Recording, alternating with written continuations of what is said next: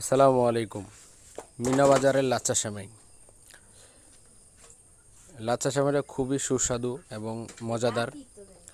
এই যে এখন চিনি, দুধ আর অন্যান্য উপকরণ ঢেলে দিচ্ছে। খুবই মজাদার একটা সেমাই। ঘরোয়াভাবে সবাই পাক করে এভাবে খেতে পারেন, সিম্পলভাবে, মানে একবারে বলতে গেলে একবারে সহজভাবে আর কি। আমরা সহজভাবে খাচ্ছি। খুব সুন্দর একটা সেমাই। এই যে এখন লাড়তেছে, একটু পরে আস্তে আস্তে ঘন হয়ে যাবে। এখন একটু পাতলা আছে। খুবই সুস্বাদু একটা সেমাই।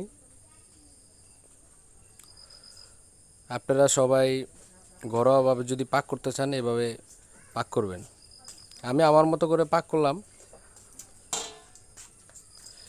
আমি খেয়ে এখন একটু টেস্ট করব যে কেমন হয়েছে।